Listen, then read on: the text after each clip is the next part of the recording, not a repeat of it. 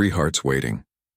The evening sun hung low over the Montana grasslands, painting everything in shades of amber and gold.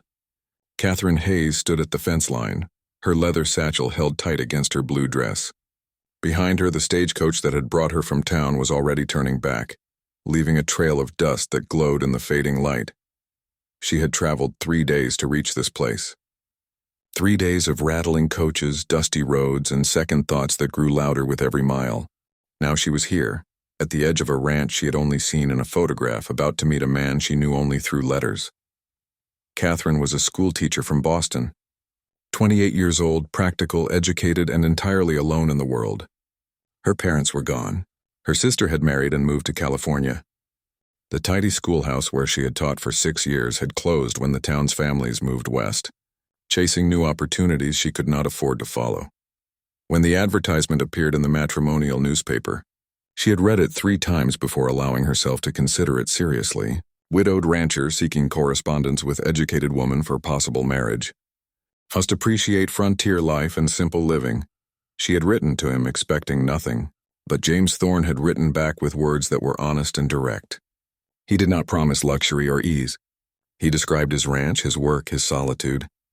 He wrote about sunrises over the mountains and the sound of wind through prairie grass. He wrote like a man who understood loneliness and was brave enough to reach across the distance for connection. They had exchanged 12 letters over 4 months. With each one, Catherine felt something cautious and careful unfold in her chest. Hope, perhaps, or possibility, but there was something James had not mentioned in his letters. Something Catherine discovered only when she wrote to accept his proposal and make the journey west. James Thorne was not alone. He had 3 children. The revelation came in his final letter before her departure, written in apologetic haste. His wife had died 2 years ago in childbirth, leaving him with Emma, age 9, and twins Benjamin and Lucy, age 6. He had not mentioned them earlier, because he feared it would frighten away any potential correspondence. He understood if this changed her decision. He would send money for her return journey if she wished. Catherine had sat with that letter for an entire evening, her tea growing cold beside her. She thought of her orderly classroom, her small apartment, her quiet life built around books and careful routines. She thought of children, messy and unpredictable and demanding. She thought of all the ways she might fail them, but she also thought of being 40, 50, 60 years old and still alone. She thought of watching other people's lives unfold while hers remained frozen in caution. So she had written back with trembling hands saying she would come, saying she would try. Now standing at the fence with smoke rising from the distant chimney, Catherine felt that decision weighing on her like a stone. She heard the gate creak before she saw him. James Thorne walked toward her with a stride that spoke of long days in open country. He was taller than she expected, lean and weathered with dark hair that curled slightly beneath his hat. His face was lined by sun and grief, but his eyes were kind. "Miss Hayes," he said, removing his hat. His voice was warm, touched with relief. "I'm grateful you came. The journey must have been difficult." "It was long," Catherine admitted, "but not as difficult as the choice." James nodded slowly, understanding in that simple gesture. "I should have told you sooner.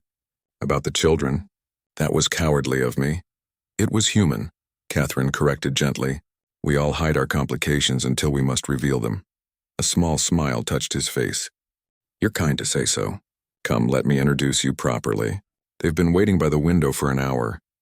As they walked toward the house, Catherine saw 3 small faces pressed against the glass, watching with wide eyes. Her stomach tightened with nerves. The children stood in a careful line when she entered. Emma, the oldest, had her mother's features softened by her father's coloring. She stood straight-backed and serious, already carrying responsibility beyond her years. The twins were mirror images of mischief barely contained. Benjamin with a gap-toothed grin and Lucy with braids coming loose from their ribbons. "Children, this is Miss Catherine Hayes," James said. "She's traveled very far to meet us." "Hello," Emma said formally. The twins echoed her, their voices small. Catherine knelt down so she could meet their eyes at their level. "Hello, I'm pleased to meet all of you. Your father has told me much about this ranch. Perhaps tomorrow you could show me around." Benjamin nodded enthusiastically. Lucy clutched a worn cloth doll and studied Catherine with solemn assessment. Emma simply watched, protective and uncertain. That first evening passed in careful politeness. James showed Catherine to a small room he had prepared, clean and spare but welcoming. They ate dinner together, the children on their best behavior, conversation awkward with newness. After the meal, James took the children to prepare for bed while Catherine sat by the fire, her hands folded in her lap, wondering what she had done. The days that followed were harder than she expected. Catherine had imagined herself capable, prepared by years of teaching to handle children, but a classroom was controlled, structured, temporary. This was life, raw and relentless. Emma resented her quiet authority, protective of routines her mother had established. Benjamin and Lucy were alternately clingy and wild, testing boundaries with the fearless creativity of 6-year-olds. The house was never clean for more than an hour. The meals she prepared were met with polite silence that spoke louder than complaints. She felt constantly overwhelmed, constantly inadequate. 2 weeks after her arrival, Catherine found James by the barn as evening settled over the land. She had been crying earlier and hoped her eyes did not show it. "I need to be honest with you," she said without preamble. Her voice shook despite her attempt at composure. "I don't think I can do this. I'm not made for motherhood. I don't know how to reach them. Emma barely speaks to me. The twins are exhausting. I burn the biscuits and forget to check their lessons, and I don't think I'm who they need." James listened without interruption, his expression thoughtful. When she finished, he was quiet for a long moment, watching the sun touch the mountains with fire. "May I show you something?" he asked finally. He led her back to the house, moving quietly. Through the window, they could see the children in the sitting room. Emma was reading to the twins from a book Catherine had brought from Boston, her voice careful over the difficult words. Lucy wore a ribbon Catherine had tied in her hair that morning, touching it gently like a treasure. Benjamin was drawing on a slate, and when he held it up proudly, Catherine saw he had written her name in careful, crooked letters. "They've been calling you Mama," James said softly. "Not to your face yet. They're too shy for that, but I hear them when they talk to each other. Mama showed me how to fold napkins. Mama read us a story about horses. Mama said we could plant flowers in the spring." Catherine felt something break open in her chest. "But I don't know what I'm doing." "Neither did their first mother," James said gently. "Neither do I most days. We're all just doing our best and hoping it's enough." He turned to face her fully, his expression earnest. "You said you can't be a mother. But Catherine, I've got 3 children in there already calling you Mama. Not because you're perfect, but because you're here. Because you tie ribbons and bring books and try. Even when it's hard. That's all motherhood really is. Showing up, day after day, even when you don't feel adequate to the task."